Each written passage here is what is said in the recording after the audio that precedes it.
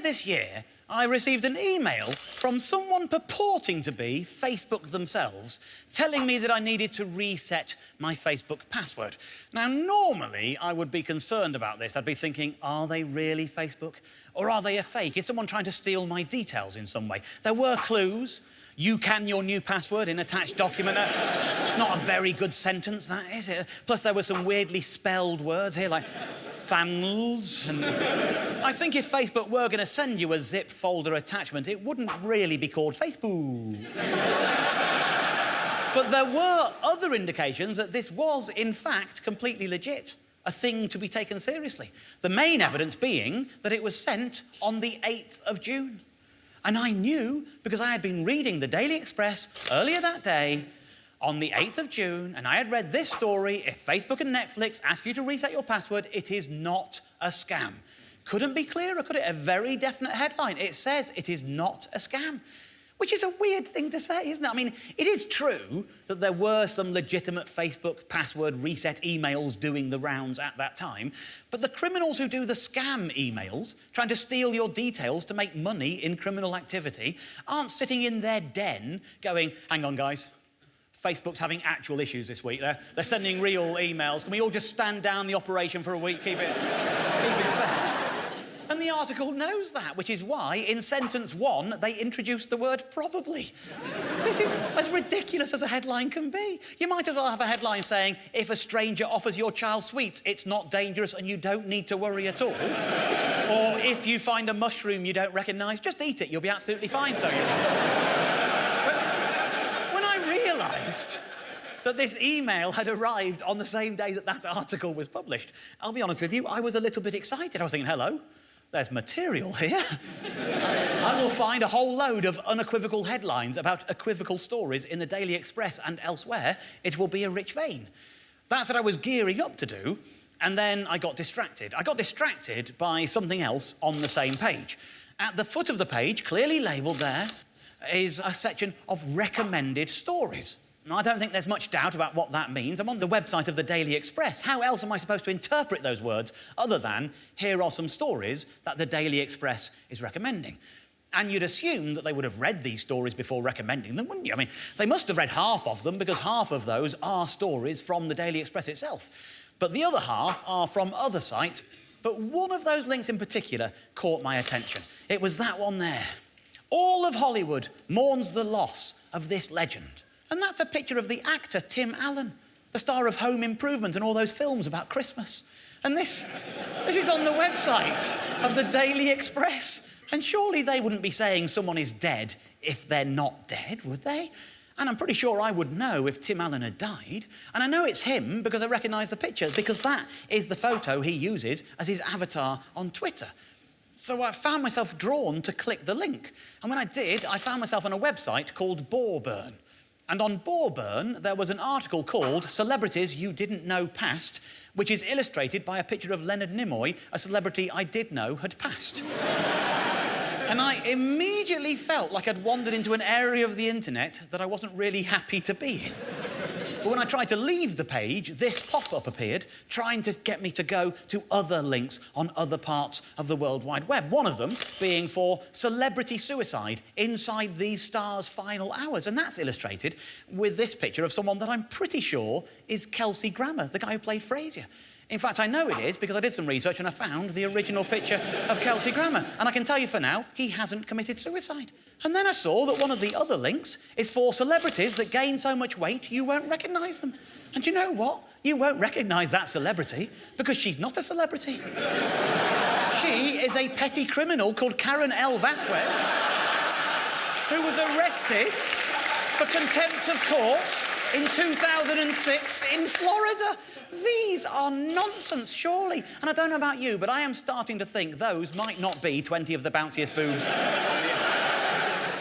Although I'll be honest, a small part of me was tempted to click on that link. Not that small part of me. I was tempted, not because I wanted to look at the boobs, but because I was curious about whether that link would lead me to pictures of 10 women or 20. How are they counting? How are they counting the boobs? Anyway, I resisted temptation. I dismissed that, and I went back and looked at the original site. when suddenly my computer started talking to me. Well, take a look at what happened. Seriously, £482,118 in the first month, and I'm simply blown away. He isn't even moving his lips. But it turns out it wasn't Leonard Nimoy doing a from beyond the grave ventriloquist act. What it was another website that had opened up underneath Gorman that I had no idea about until I moved some windows around and found it. And the website underneath it was this. It's called The Brit Method. The face of it is this man here. He's called Jason Taylor.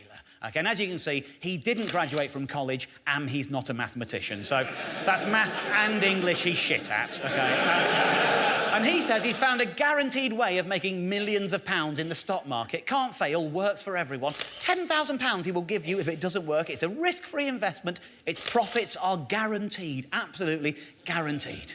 And I'm thinking, this is surely a scam, isn't it?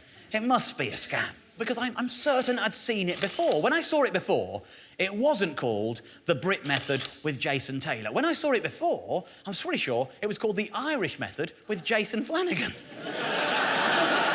Looks suspiciously similar, doesn't it? I've also seen it called The Aussie Method with Jake Perttu. I've also seen it called The Canuck Method with Jake Mason. I've even seen it called La Méthode Française avec Jacques Pardou. There is clearly something hooky going on here, isn't there? If you're not convinced that this is a con just by looking at these, then there are other ways of checking it out. For example, on the websites of the Brit Method and of the Aussie Method, there are videos from apparently satisfied customers. Let's see if there are any similarities between these videos. We'll start top left. Well, take a look at what happened. Seriously. Next one on the Aussie Method. Take a look at what happened. Seriously. It's a bit of a coincidence, isn't it? Almost word for word. It's like they're reading a script or something.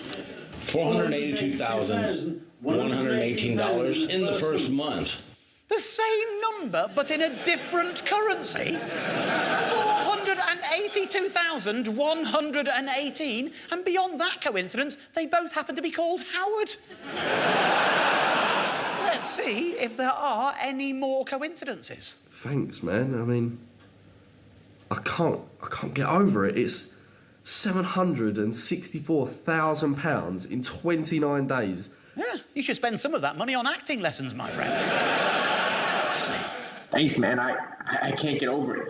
$764,050 in 29 days. Again, the exact same amount, but in a different currency, and then... That is my account. It has £622,001 in it. And £1. My account has $622,001. Exactly the same amount. This is beyond belief, isn't it? Surely, surely. Can you believe that? No, I can't, no. Now, look, I'm not here to try and warn you off these things. I think you're smart enough to know for yourselves that this sort of thing is a con. But some people must fall for it, or they wouldn't keep running it, I suppose. But I don't want to be misunderstood here. I don't want anyone to think I'm here trying to badmouth the Daily Express. Some people might be thinking, yeah, there's a connection there, isn't there? Because the money is flowing. And let's assume there are financial relationships. Presumably, I don't know, but you assume Brit Method must be paying Gorman for that to happen. And presumably, again, I don't know for sure, but presumably Gorman are paying to be on the Express. So some money is trickling down, right? It's a complicated area. Think about my relationship to the advertisers on this channel. Right, it's quite similar, isn't it? The advertisers are paying Dave the Channel to be on their channel. And Dave the Channel are paying me, Dave the Gorman, to make a programme for their channel, right? Basically, our relationships are very clearly mine to the channel Dave and the Daily Express to the website Gorman. That's where the moral equivalence is, isn't it? You know, Dave pay me to make a show for them and Gorman pay the Express to pretend that a man is dead and... Oh. Actually, that does sound bad now I've said it like that, doesn't it? That does sound worse. I'm sorry. I'll be honest with you, the lawyers are really clear that I've got to make some things very straightforward to you. Let me just explain exactly what is going on. Now, you're looking at the Daily Express website, OK? And I know that it says recommended stories. I know that. And I know that it says Express in really big letters out there. And I know that you're on the Daily Express website and you know all those things. But it doesn't mean that the Daily Express are recommending these stories. In fact, you go to the foot of the page, in the small print, it's very clear that these are being recommended by a company called Out. Outbrain, okay? So Outbrain are actually the people recommending this story. I just want to make that properly clear. It's also worth looking at the actual wording on the advert, isn't it? Because, look, you're looking at that advert for that, and you're seeing that picture and that sentence, all of Hollywood mourns the loss of this legend, and there's nothing actually telling you that the word this relates to the picture, is there? That's your brain putting the picture and the words together. They're not, they're just on the same page, isn't it? I'm making this sound quite complicated. I'll give you an example just to really sort of spell it out. Let's say I've put this blank page on my screen, right? Okay? And I put at the bottom of it, opinion of Barry, right? Barry's just a guy I know from the pub, right? He's just asked me to put his opinion on there. Now, it's on my show, you check the TV listings, you'll see my name there, my name's in the title, but this is no longer my opinion, these are the rules. This is how it works with Outbrain, this is how it works with Barry, okay?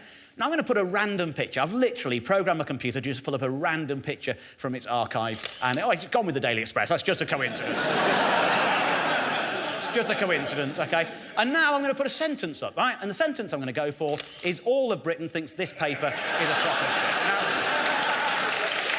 there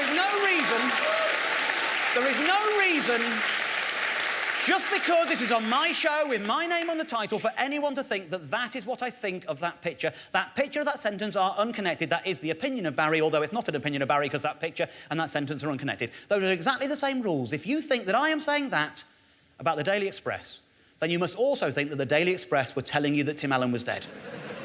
And I'm pretty sure the Daily Express will deny that they ever told you that Tim Allen was dead. And so the Daily Express must accept that I did not say that they are a crock of shit. I'm very glad that I've made that clear. What's weird is the clearer I make it, the worse it gets.